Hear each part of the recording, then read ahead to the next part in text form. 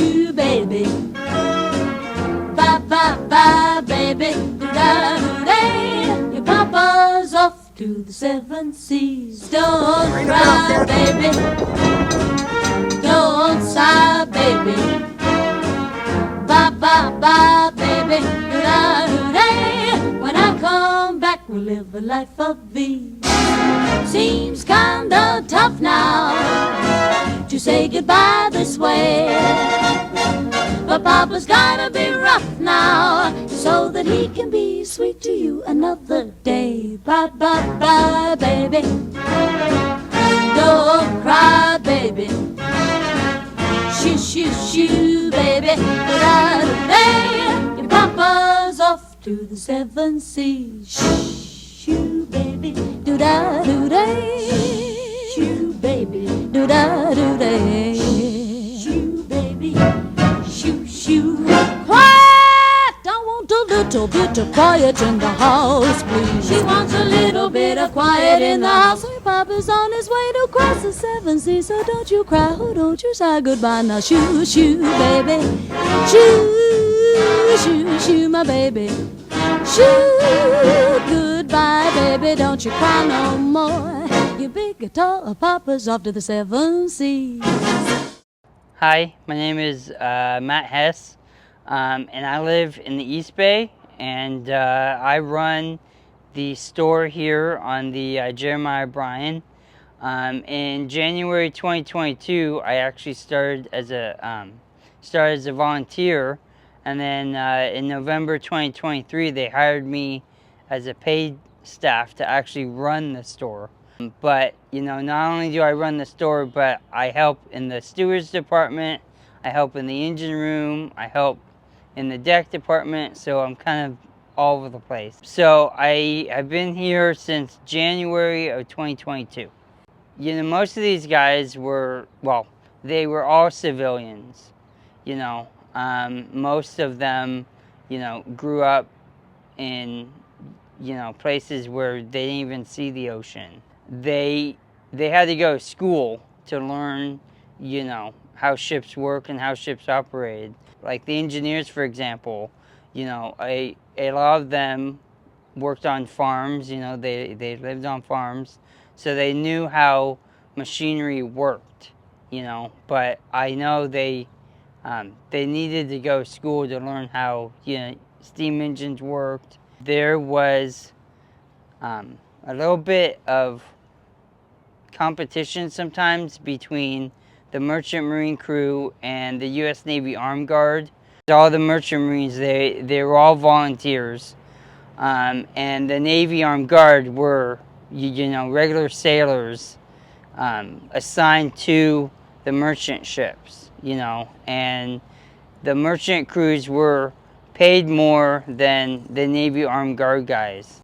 And I know in some cases there was a little bit of competition, but you know, they all, you know, work together. I remember watching an interview with the Navy Armed Guard guy, and you know, he said, you know, they all worked together.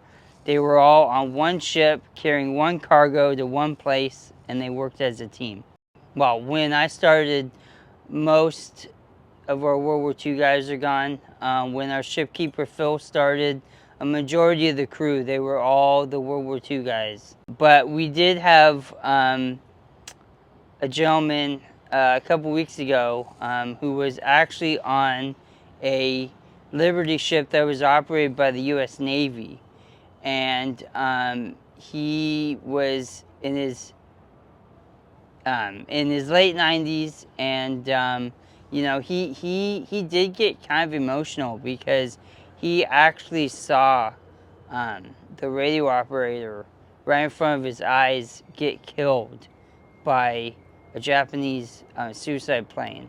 He was showing us photos on his phone, and he actually took a photo of the radio operator mangled up and dead. And he told us that, you know, he probably shouldn't keep on to that, or hold on to that photo. But, you know, he did get, you know, pretty emotional. The fact that, you know, he saw someone in front of his eyes get killed, you know. But you know, other than that, he really enjoyed his time here. You know, and he had some great stories. You know, I absolutely love this job. You know, I love the fact that, you know, I live kind of far away, and you know, it's easier for me to drive in and stay on the ship, you know, instead of driving back and forth. And that, You live aboard here a little yeah, yeah. And that's really cool, being able to stay on the ship, you know. And I've always loved history, you know. I've always loved military history. You know, I have a lot of family connections to World War II, and yeah, I just love working here. I love being here. You know, most people when they go work, you know, they're kind of dreading going to work, but I love coming to work every day. So this is Miss Jerry. She was painted during World War II, and we actually have two of them. We have one up here on the port side and the other one on the starboard side. And this one was painted first. This was painted when they were coming back from Normandy in September 1944. And when they were coming into New York, so they painted it on the way over. And when they were coming into New York, they realized that it's probably not a good idea to have a naked lady up on the ship. So they painted it over. And then I think it was when the ship was in the Pacific. There's one on the other side over there that has a grass skirt. They were both up here during the war. And then when they took the ship into mothballs, you know, Painted over. Probably. Yeah, yeah. And so the first person to repaint it, her name was Janet Doyle, and she was actually the inspiration for Wendy the welder. She worked in Richmond Shipyard and as a welder, and she ran our store for a long time. And one of her first projects she did was she restored, I think she started with the one on the starboard side first and then the port side. Her name again? Miss Jerry. And so she was restored the first time in the 80s. And then about, I don't know, 8 or 9 years ago, down in the museum we have a really cool diorama. And it shows the offloading of cargo off of Omaha Beach a couple weeks after D-Day. And one of the people who made the diorama restored both Miss Jerry's on the gun tub. So we have these up here, and then we've got a lot of cool writing and drawings and illustrations down in the lower cargo holds. Some of them were done by, well, it's a combination of World War II ones. There were a couple done by the shipyard workers when they took out mothballs in 1979, and then there's some return Normandy 1994 trip graffiti. But the biggest one is actually up on the crow's nest. There was a comic strip in the San Francisco Chronicle, and it was illustrated by Phil Frank, and one of the main characters in the comic strip is a raven, and so up on the crow's nest during the 1994 Normandy trip, we had San Francisco Chronicle reporter Carl Nolte, who still works for the Chronicle. He wrote live dispatches from the trip, and he would write about everything that happened that day on the trip. And Phil Frank, who was still working for the Chronicle at that time, he drew a comic strip to go along with that article. And so when they were coming back through the Panama Canal, when they were coming back from the return Normandy trip, they actually, two of the crew members went all the way up there and they painted Bruce up there. Bruce is the Raven? Yeah, Bruce D. Raven, that's his name. Yeah. So, So there's still a rendition of it up there? Yeah. Oh, wow. It's a little faded, but you can see it from up there. So, yeah. That's pretty cool. Miss Jerry, heave ho, baby, heave ho. Thank you, sir.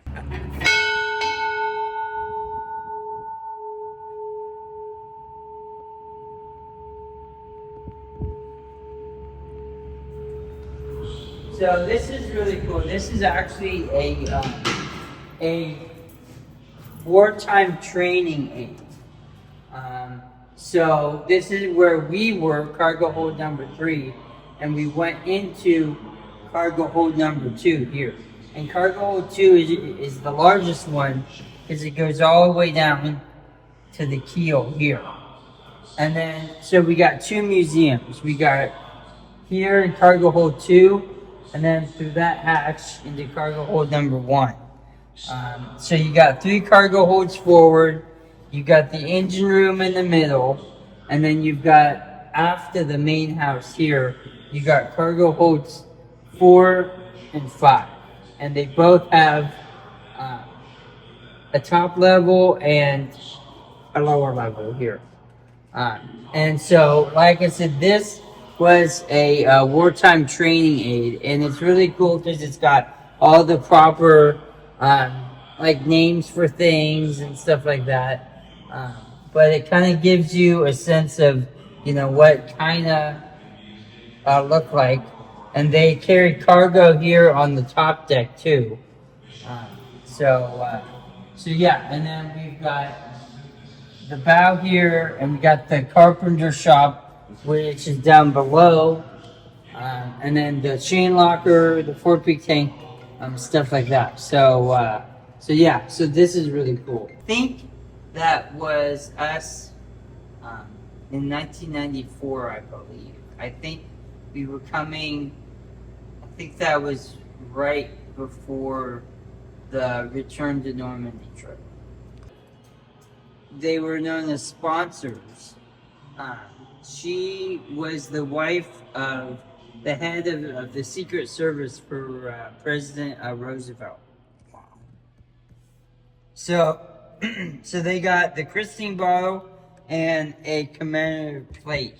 And the family actually donated these back to us. Sweet. Bottles tucked away. Wow. And those are original from World War II. So you got a bunch of photos here of the Armed Guard guys, the Merchant Marine guys. And like I was saying, when they carried troops, they carried them up here on the top deck.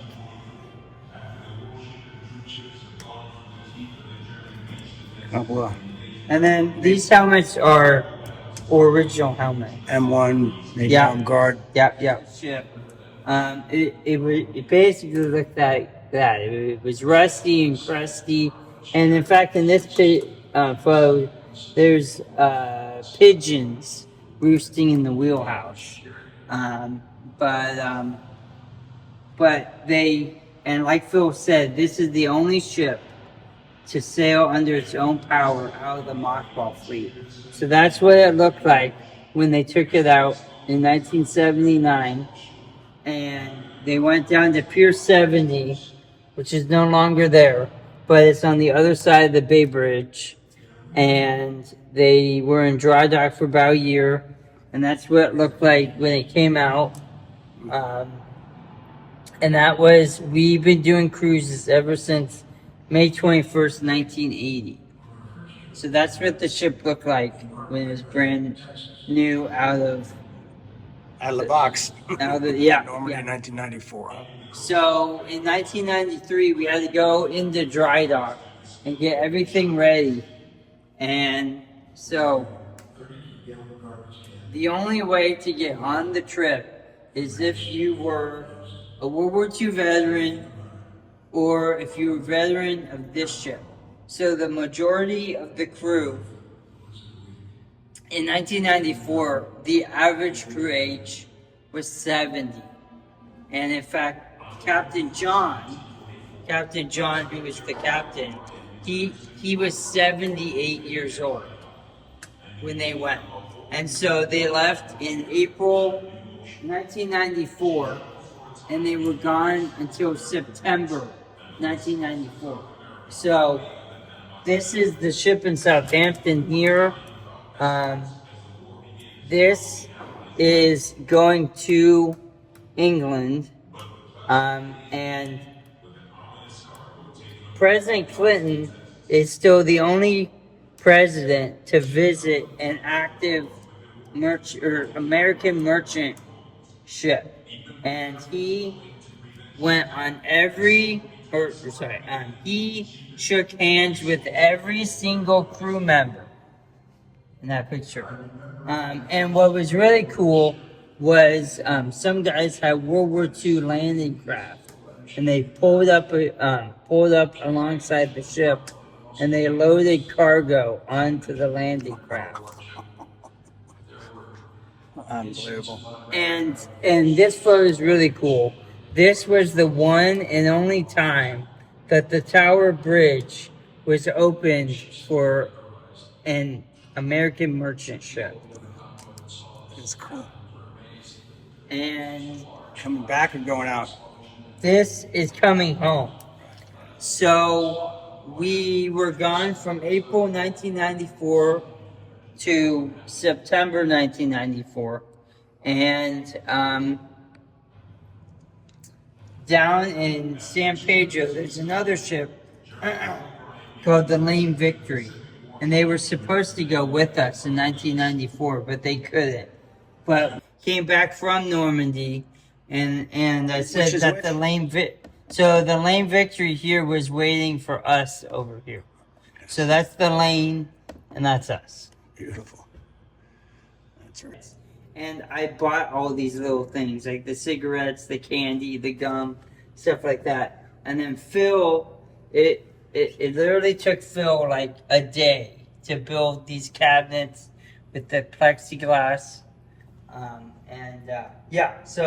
So this was a project Phil and I worked on. And the longest part was getting all that stuff. Shoo, shoo, baby, da-da-da-day. Your papa's off to the seven seas. Shoo, baby, do-da-do-day. Shoo, baby, do-da-do-day. Shoo, baby, shoo, shoo. Quiet! I want a little bit of quiet in the house, please. She wants a little bit of quiet in the house. Her papa's on his way to cross the seven seas, so don't you cry, oh, don't you sigh goodbye now. Shoo, shoo, baby. Shoo, shoo, shoo, my baby. Shoo, goodbye, baby, don't you cry no more. Your big guitar, papa's off to the seven seas. Seems kinda tough now to say goodbye this way, but papa's gotta be rough now so that he can be sweet to you another day. Shh, baby. Shh, baby. Shoo, shoo, shoo, baby, goodbye, goodbye. Your papa's off to the seven seas, the seven seas. Your big tall papa's off to the seven seas.